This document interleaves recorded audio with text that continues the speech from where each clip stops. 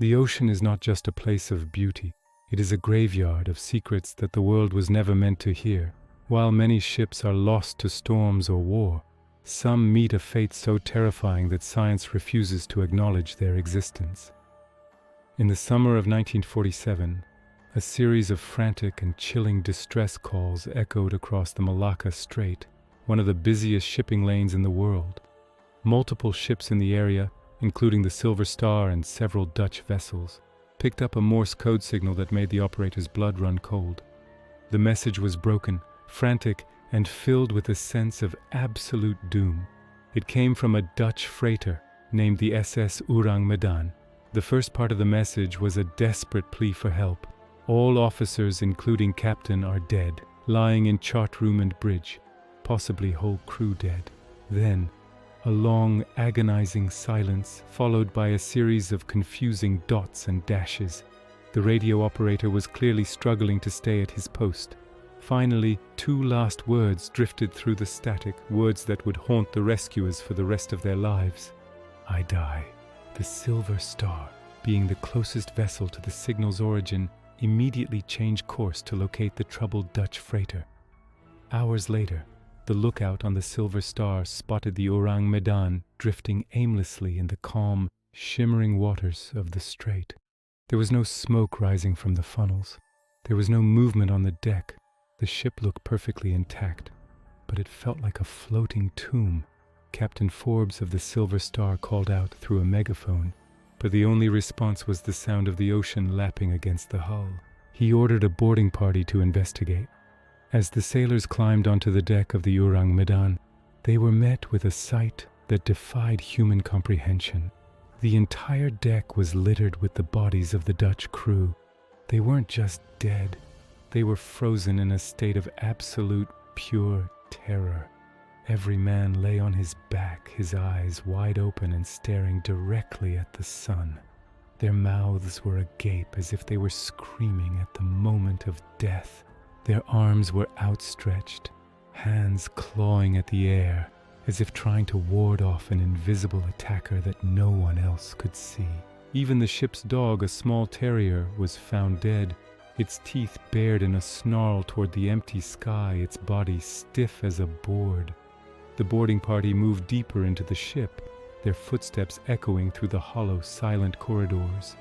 On the bridge they found the captain's body, his face twisted in the same horrific mask of fear that they had seen on the deck. In the radio room they discovered the operator who had sent the final message. His cold fingers were still resting on the transmitting key. His eyes, like the others, were fixed on the ceiling, staring at a horror that remained hidden in the shadows of the room. One of the most disturbing details was that despite the gruesome scene, there were no visible injuries on any of the bodies. No blood, no wounds, no signs of a struggle. It was as if every living thing on the ship had been scared to death at the exact same second by something that left no physical trace.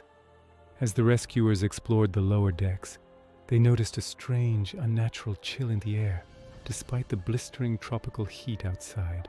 They decided to tow the Ourang Medan back to port for a full forensic investigation, but the ship was not finished with its secrets. Just as the tow lines were being secured, smoke began to billow from the lower cargo holds. A fire had started deep within the ship. The Silver Star US boarding party barely had time to escape back to their own vessel before the Ourang Medan was rocked by a massive explosion. The freighter was lifted out of the water by the force of the blast and sank rapidly into the deep waters of the Malacca Strait. Within minutes, every piece of evidence, the bodies, the logbooks, and the ship itself, was swallowed by the ocean, leaving nothing but bubbles and debris. When the Silver Star reached port, the story of the death ship began to spread, but strangely, official records of the Ourang Medan were nowhere to be found. Lloyd's shipping registry had no record of a ship by that name. The Dutch government claimed they had no knowledge of the vessel or its crew. This led many to believe that the Ourang Medan was a ghost ship, in every sense of the word, or perhaps a vessel involved in a highly classified operation.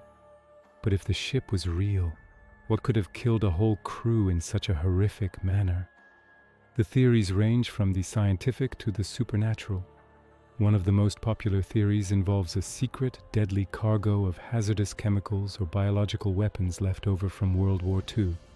Some speculate the ship was carrying a combination of potassium cyanide and nitroglycerin which could have leaked into the air. If the seawater had reached the chemicals, it could have created a poisonous gas cloud that paralyzed the lungs of the crew, causing them to gasp for air as they died. This would explain why their mouths were open and their faces were contorted. But it doesn't quite explain the unnatural chill or the wide-eyed terror. Another theory suggests a natural phenomenon, a sudden release of methane gas from the ocean floor. A massive bubble of methane rising under the ship could have displaced the oxygen, causing everyone on board to suffocate instantly. However, methane is odorless and colorless. While it causes suffocation, it rarely leaves victims in a state of dramatic, snarling terror. Then there is the theory of infrasound, sound waves at a frequency so low that they cannot be heard by the human ear but can be felt by the body. Low-frequency vibrations caused by the ship's engines or specific weather patterns can cause extreme panic, hallucinations, and even heart failure. Imagine the entire crew suddenly feeling an overwhelming sense of dread, seeing things that weren't there, their hearts stopping from the sheer vibration of the ship itself. But for many in the unknown archive community, the answer lies in the realm of the unexplained. Some believe the Ourang Medan encountered something truly other in the Malacca Strait, a UFO or an interdimensional anomaly. The wide-eyed stares at the sky and the frozen gestures of defense suggest they were looking at something above the ship that paralyzed their minds with fear. Was it a weapon being tested by a foreign power? Or a meeting with a force that humanity was not yet ready to encounter? Skeptics argue that the Ourang Medan never existed at all, that it was a tall tale invented by sailors or a series of articles in Dutch Indonesian newspapers. They point to the lack of official paperwork and the dramatic, almost cinematic details of the story as proof of its fictional nature. But others counter that during the chaos of the post-war years, many ships were operated under false names or were scrubbed from records to hide war crimes. In 1952, a CIA document was declassified that mentioned the Ourang Medan, suggesting that the intelligence community took the legend very seriously. The document noted the similarities to other maritime mysteries and questioned whether the death ship was a warning of things to come. The mysteries compounded by the fact that the Silver Star was a real ship and its crew's testimonies were recorded by the Coast Guard. Why would a captain and his crew risk their reputation by making up such a specific and horrifying story? The Ourang Medan is more than just a ghost story. It is a nightmare that represents our fear of the unknown reaches of the sea. It reminds us that even with all our technology, we are still vulnerable to the unseen forces of our own planet. The Malacca Strait is a place of deep waters and ancient legends, where the line between myth and reality is often blurred. To this day, sailors passing through the strait report strange feelings of being watched, and electronic equipment often malfunctions without reason. Is the wreck of the Ourang Medan still down there, guarding the secrets of its horrific final moments? If we were to find it, would we see the terror etched into the metal of the hull? Or would we find only empty corridors and silence? The faces of the crew, frozen in that final scream, have become an iconic image of maritime horror. They are the witnesses to something we can only imagine in our darkest dreams. Every detail, from the snarl of the dog to the stiff fingers of the radio operator, points to a tragedy that was as fast as it was absolute. The fire that destroyed the ship feels like a convenient ending, a way for the mystery to erase itself before the world could study it. Was it a natural fire, or did the attacker decide that no evidence could be left behind? In the unknown archive, we look for patterns in the chaos, but the Ourang Medan stands alone as a singular event of pure dread. It sits alongside the Mary Celeste and the Philadelphia Experiment as a pillar of modern conspiracy and folklore.